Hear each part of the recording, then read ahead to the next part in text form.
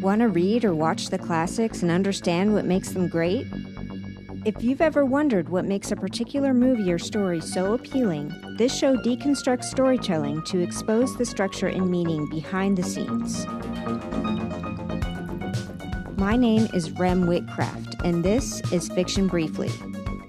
In this podcast, I'll tackle popular films and short stories which hopefully get you thinking about storytelling in new and interesting ways.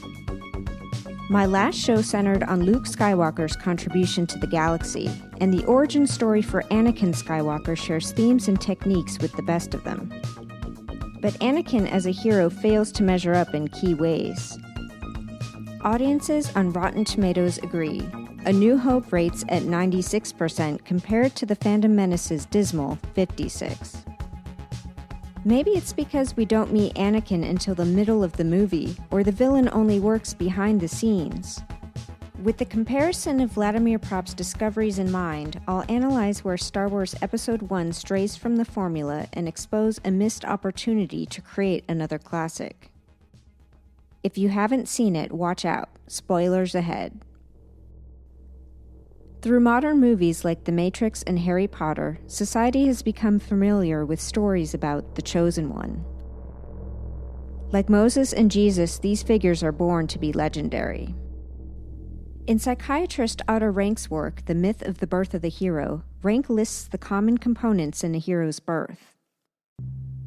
To review, Otto Rank's heroes are all born of royal or supernatural parents. In The Phantom Menace, Anakin's father is not revealed, but somehow Anakin's midichlorian reading is off the chart. Jedi Master Qui-Gon Jinn believes Anakin was conceived spontaneously by midichlorians, and I won't speculate on other theories. Rank's next distinction for his heroes surrounds their unusual conception. Under normal circumstances, they wouldn't have been born, and Anakin is no exception. His mother claims there was no father. Like Jesus, Anakin's was a virginal birth, but Anakin grew up in slavery without a father figure. He lives with his mother until the age of 9. He grows up without realizing his significant potential until the Force is sensed in him by Qui-Gon Jinn. After Qui-Gon negotiates Anakin's freedom, he assures Anakin's Jedi training and encourages him to leave the only family he's ever known. This makes Anakin very similar to Luke and ancient heroes like Oedipus, who are raised by surrogate parents. In The Myth of the Birth of the hero spars with a father figure. For this movie, we see a cheeky Anakin remaining in the cockpit of the moving Naboo fighter after Qui-Gon tells him to sit still. Not a huge level of defiance since the ship takes off on its own, but we still get a glimpse of rebelliousness. For this next part of the analysis, think fairy tales and myths where the hero isn't necessarily godlike, but accomplishes a series of tasks and comes home transformed. Last time we delved into formulas discussed by Joseph Campbell and Vladimir Propp in their respective books.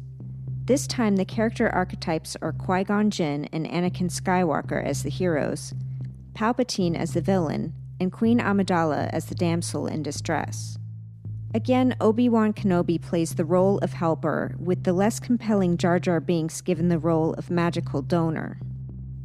I'll compare George Lucas's The Phantom Menace with Vladimir Propp's formula from Morphology of the Folktale, which identifies 31 plot points common with the Russian fairy tale. All 31 points aren't necessarily used, but they are always in the same order in the classics. This isn't entirely true for the Star Wars saga, which I'll cover, but the formula still seems to apply. I'll also draw from the hero's journey as covered in Joseph Campbell's book, The Hero with 1,000 Faces. Who was the hero in Phantom Menace? I'll argue that it's both Anakin Skywalker and Qui-Gon Jinn. Anakin represents the most pivotal character in this and subsequent films in the saga.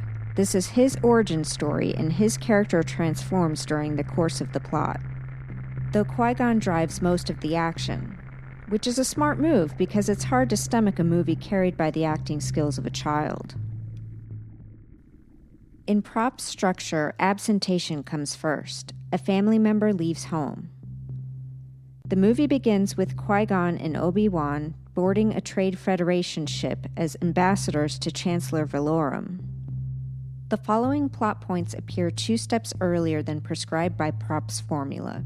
The villain makes an effort at reconnaissance needed to fulfill his plot. Senator Palpatine appears to the Viceroy via hologram to get an update on the Jedis. The villain then delivers on part of their plan. Palpatine orders the Viceroy to start landing troops on Naboo and to kill the Jedis to avoid negotiations. After this short detour, the plot is back on track with the interdiction and violation. First, the hero is told to avoid a person or a place. Upon entering the Viceroy's ship, Obi-Wan says the familiar line, "I have a bad feeling about this." Which brings us to the violation, where the hero ignores the warning. Qui-Gon rejects Obi-Wan's prescience as anxiety and forges ahead. This gives the agents of the villain the opportunity to act against them. The Jedis are gassed while waiting in a conference room, but they are able to break out and escape up a ventilation shaft. However, their diplomatic efforts are thwarted. Palpatine's blockade remains in place along with his control over the Viceroy. The villain next tries to trick the victim either to capture the victim or steal something valuable. Speaking with Queen Amidala, the Viceroy pretends the ambassadors never arrived. Then a hologram of Senator Palpatine shows up in front of the Queen and he feigns his allegiance before cutting out.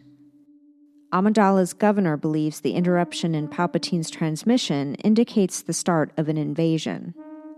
But Queen Amidala remains naive. She doesn't think the Federation would dare go that far. Furthermore, she wishes to avoid war at all cost.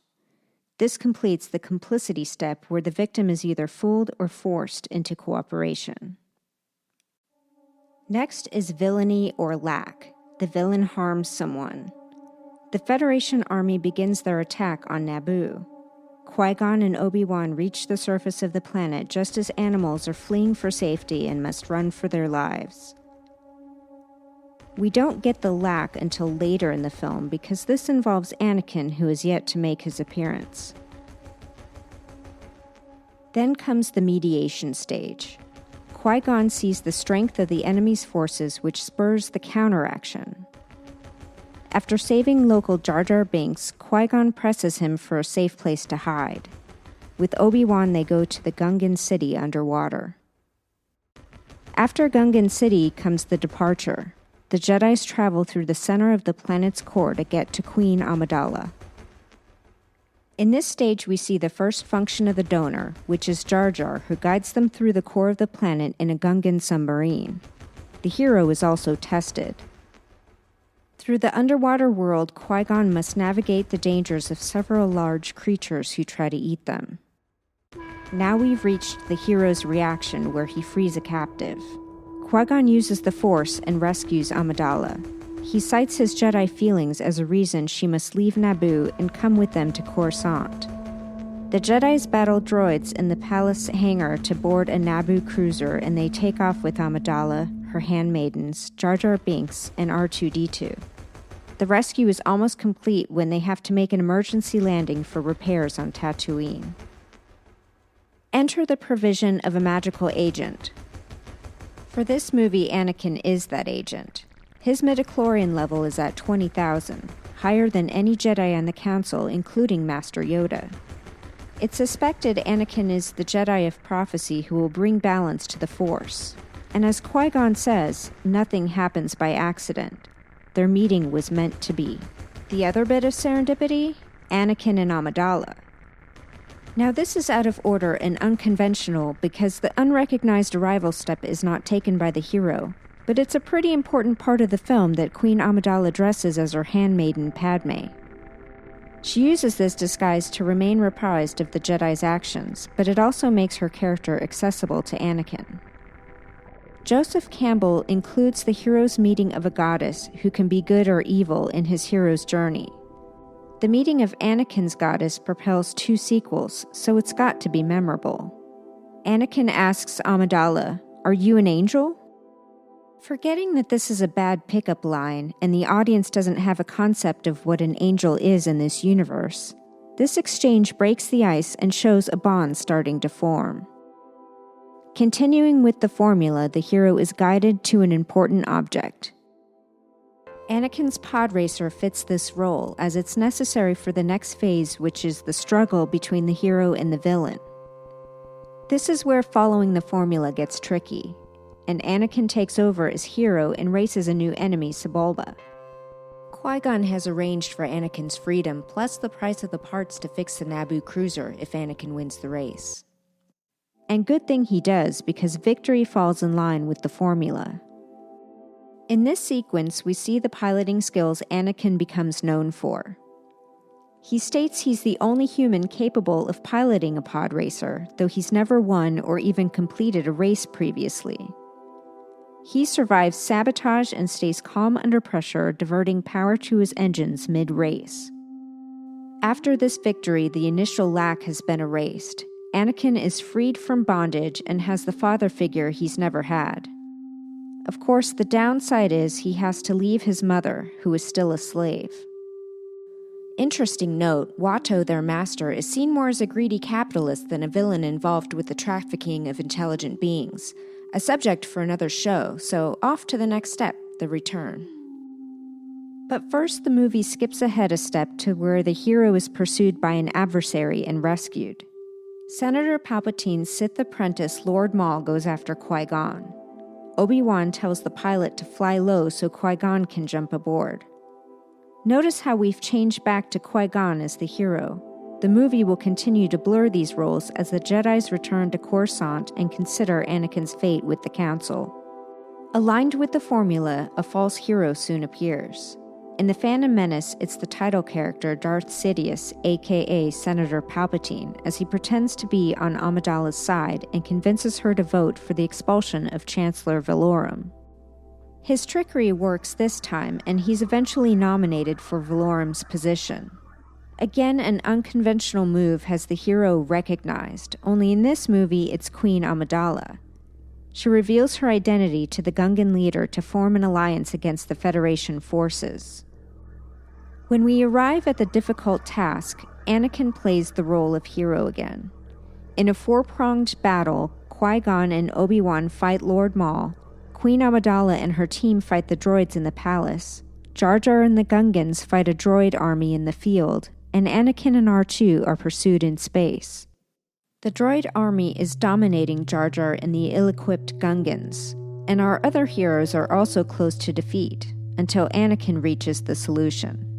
While inside the hangar of the Federation ship used by the Viceroy, Anakin, with the help of R2, gains control of the fighter and shoots the reactor while aiming at some droids. He escapes just in time to watch the ship explode.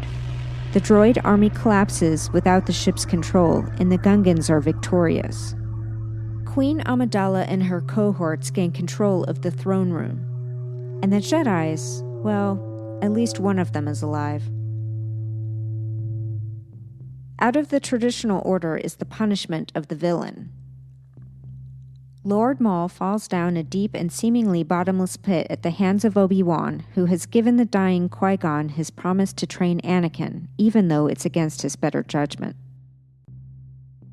Transfiguration. The hero gains a new appearance.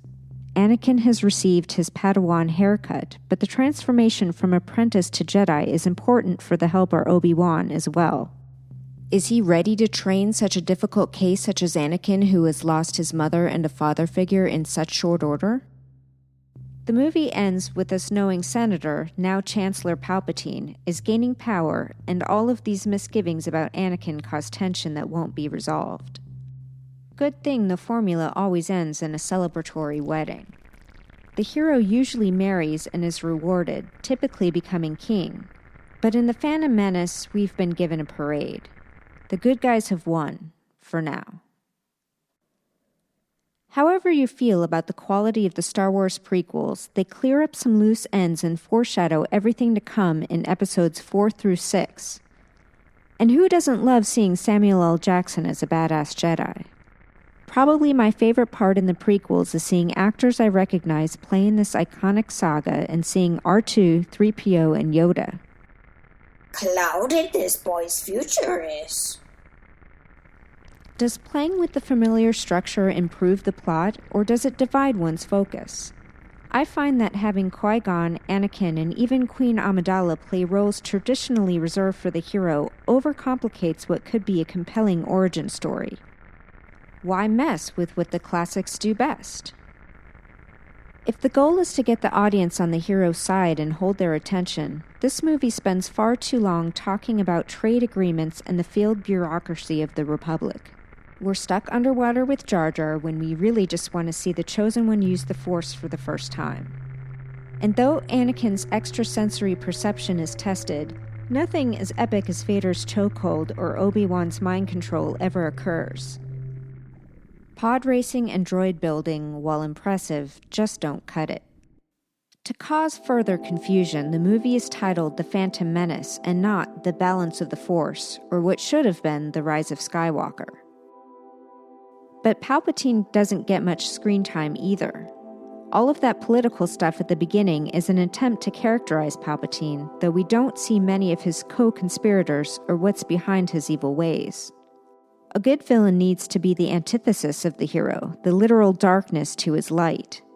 In A New Hope, Vader was master to Luke's inexperience, leading using cunning and skill versus following and relying on luck. Lord Maul isn't a good villain because we learn nothing about him, and if Qui-Gon is the light to Palpatine's darkness, there's no direct action between the two.